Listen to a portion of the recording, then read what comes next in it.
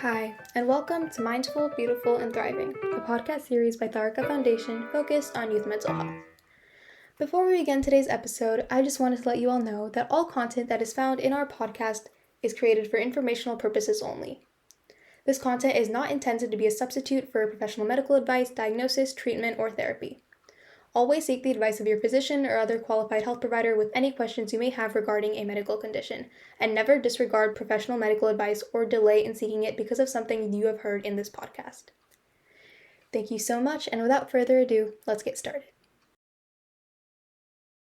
Hello, everyone, and welcome back. I'm thrilled to announce to you our second episode with Dr. Denise Pope. We had an incredible, eye opening conversation during our first episode where we focused on your book Doing School and the critical reasons why students end up prioritizing performance over learning. Today, we will be exploring the real strategies we can use to fix this and how we can achieve both genuine engagement and sustainable success. So, Dr. Pope, it's a privilege to have you here today. Oh, well, thanks for having me. Yeah. So, in the last episode, we talked about student disengagement and stress. And how have social media and AI evolved or intensified these problems? Oh, that is a really good question. I I think social media has a lot of pros and a lot of cons, right? I think on the pro side, it brings kids together, kids who maybe don't feel like they can find community in their own school, find community online. It brings us news for better or for worse of the world, right? There's some really good things about social media. However, it can become very distracting. And so when you are already a very busy person and you have a ton of homework and you have a lot of extracurriculars and a lot of coursework, you can get sucked in to scrolling on your phone, to feeling like you have to keep up with, everybody's Instagrams and TikToks and whatnot. So I feel like there's some good things about social media, and then there's some things that are really adding to the lack of sleep and the stress, and some of the bullying that we've been seeing, some of the negative behaviors. So that's one thing. Also, we know that when you are on a device like a phone or a computer really close to bedtime, it can keep you awake. And we know that a lot of kids have devices in their bedroom at night, which can also keep students awake. And also, even if they're not on it, thinking about it, listening, waiting for the little buzz. There's been lots of research that shows you will get a much better night's sleep if you take all the devices out. So that's the social media answer. AI is another stressor. Again, AI can do amazing things, and it's going to save us a lot of times, and it's already done some amazing things in terms of the fields of medicine, let's say, and efficiency. And I don't believe that students should be told that they can't use AI in school. That said, it is very tempting, right? Before AI, we had students who were outwardly cheating. And on our surveys, we know that a high percentage of students over the course of the past year admitted to cheating in some way, shape, or form. Now AI is here. It's another way to cheat. It's very tempting. It's very easy to say, oh my gosh, it's 1 o'clock in the morning and I have an essay due tomorrow. And I haven't started. And I'm just going to use AI to help me. And then before you know it, AI is kind of writing the paper for you. So I'm worried. There's good and bad to both AI and social media. And I do think it may be adding to the stress. Yeah, and for the social media part, like, yes, social media, it can add stress. Like, usually there used to be like FOMO, like fear of missing out. And now with all the like devices and instant, like you can see people's locations now, that it's like FOFO, like fear of finding out. And that kind of adds Mm. stress, like, oh, these people don't like me, like I'm not invited and I don't. So I feel like that's also like underlying like stress that or pressure that anxiety, like I don't belong with them, truly. Very much so. FOFO. It's good. I'm learning a new acronym. So for sure, FOMO and now FOFO. Yeah. And then yeah, I think AI, if you can use it properly and with the students, it can help you. So a key thing I noticed in your book and some of your presentations is that we do like the homework just to get over with it. Like some topics I would find interesting in the homework, but other times it just feels like a chore to get the grade and the high grade. So this happens usually because we're not engaged. So you've shared like the ABCs of engagement. So could you break it down for us? Sure. So the A is affective engagement. Are you interested in it? Do you like it? Do you have fun while you're doing it? Right. The B is behavioral engagement, which most kids who we see are doing the work. That just means you're putting effort in, right? And then the C is cognitive engagement, where you think that it has a purpose, where you think that it's meaningful. You know how you hear kids say, when am I ever going to need this again? If you have cognitive engagement, you understand the purpose of why you're learning something. And so what we want to see is kids who understand why they're learning it, they want to learn it, they're enjoying it, they're interested in it, and they're not just going through the motions. They're not just doing school, right? So that's hard because there's going to be topics that you might not be interested in, and then who who's who is it responsible for making that interest happen? Is it the teacher? Is it the student? It can't just all be on the teachers to make sure that everybody's fully engaged. But we also know when you're exhausted, when you're overloaded, it's really hard to fully engage. Yeah. So, yeah, I really like this acronym of ABC. And like I feel like as students, we usually do the B part of like behavior. Like we always go through the motions, finish the homework, do the tests and whatnot. But at least for me, like in some classes, like I don't know why, what's the need of taking it? Or Mhm. I'm not like interested in the topics. So even though we don't have like the power to change the syllabus at this point, so how can we still increase the parts of effectiveness and cognitive engagement? Well, I think for the first part, when you do have choice over the courses that you take, choose courses that genuinely interest you. I think a lot of kids choose courses that they think will look good on a college application. You're going to do better when you are more engaged. So I want you to choose something that you're genuinely interested in. Now, what do you do about the classes that you're required to take that you have no interest in? That's where you have to find a way to find a connection between something in the class and something that you're interested in. When a teacher says, this is what I want you to write a paper on, it doesn't hurt to say, is it possible for me to write it on this topic instead, right? So to kind of tie it to your interest. Or if it's something like math where you just really don't understand when you're ever going to use it, try to think of ways that you can apply math, right? There's a ton of math and physics involved in skateboarding, let's say. Like pick one of your hobbies. My guess is there's usually math and science involved. So find ways that you can find interest in things, even if you don't love the entire class, find ways to make it meaningful. And then the other thing is see if you can work with a friend. Often that increases engagement. Let the teacher know that you really are interested in taking the subject, you want to learn the material, but maybe ask the teacher to break it down and show how you might be using it in the real world.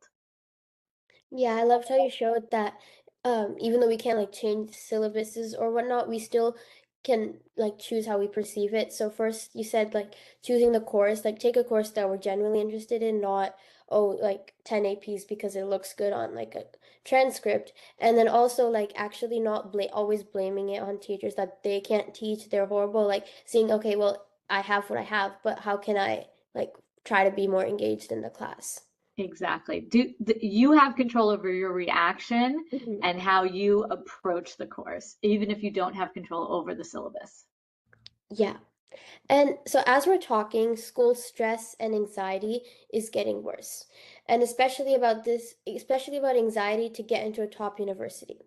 So, in your book, the students emphasize that their goal is to get into a good university. So, Kevin says people don't go to school to learn, they go to get good grades, which bring them to a good college, which brings them to the high paying job, which then brings them to happiness, or so they think.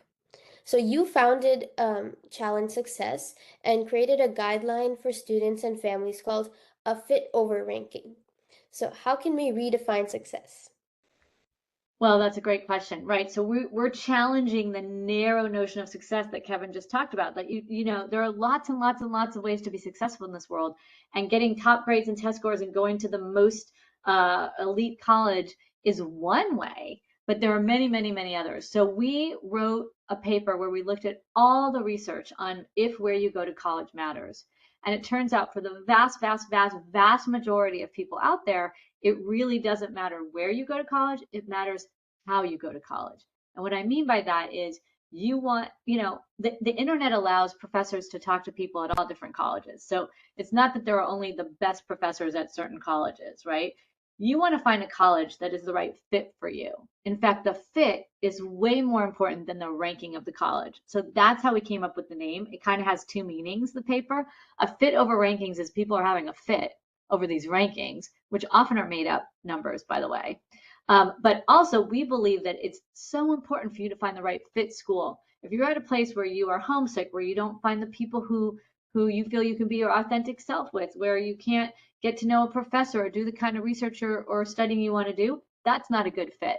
So the good news is there's thousands of colleges out there, not just 20 or 30 or 40, that would be really a perfect fit for students. Yeah, and I feel like especially around like the Silicon Valley Bay Area, there's a lot of stigma about like smaller colleges and like junior colleges because people are like, yeah, I know later on when I go it won't matter, but it's like telling people, oh, I go to like this small college, I go to a college that you don't even know the name of. So how do you work around that? Well, one is we are working with college counselors and parents and students to really understand just how many colleges there are, and that it's actually a great sign if you're going to a school that no one's heard of. One, because it's the right fit for you. You're trying to find the right fit for you, and you're staying open to something that might really be the place for you, right? So, how do we? It's the same thing as how you would convince someone like you don't have to buy the most expensive tennis shoes, right? It's peer pressure for really no reason. And sometimes we convince people that the best place to go is a community college because in the state of California, they're free and you walk right in, you get your feet wet, you kind of get a sense of what college is like, and they are the first students who the University of California looks at when it comes to transfers. So if you want to get into UCLA or Cal or UC Santa Barbara, UC San Diego, often starting at a community college, getting some good grades so they see that you're ready for college work, figuring out what you want to study, and then transferring to a four-year might be the way to go.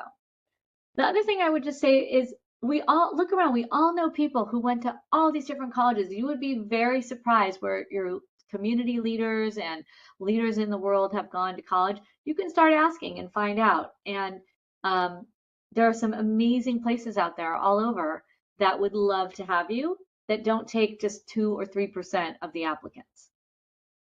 Yeah, I loved your like analogy of like it's buying tennis shoes. Like you don't have to buy the most expensive, the most trendy, the most like expensive or popular one, but what fits your shoe size. Like if they don't have your shoe size, why would you buy the shoe?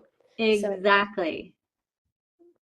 yeah, so I like that one. And then finally, Dr. Pope, if you could give one piece of advice to high school students right now who are drowning in homework and stressing over their GPA, what's one actionable thing they can change today? So this is one thing that we study at Challenge Success, and it's called coping. There's two different kinds of coping.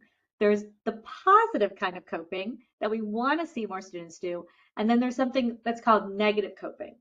I would suggest for students is to really think about the positive ways to deal with stress. Go for a run, take a hot shower, um, talk on the phone with a friend or a parent.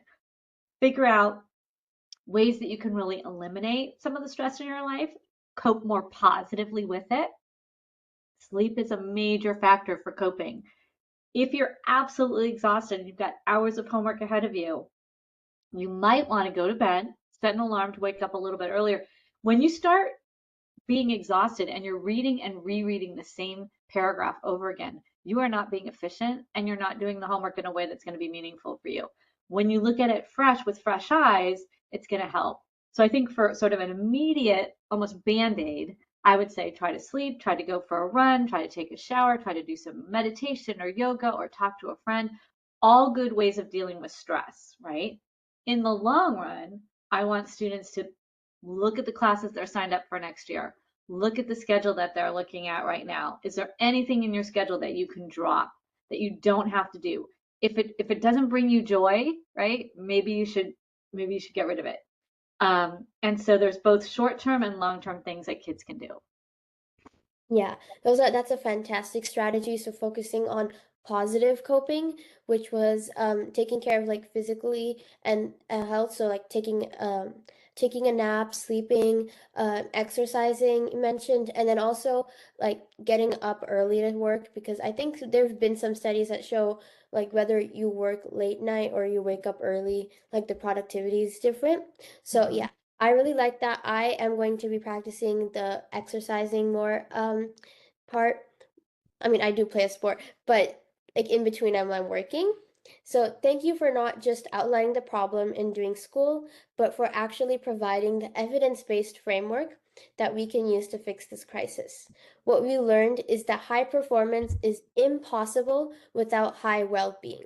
So once again, thank you so much, Dr. Pope, and we look forward to having you again.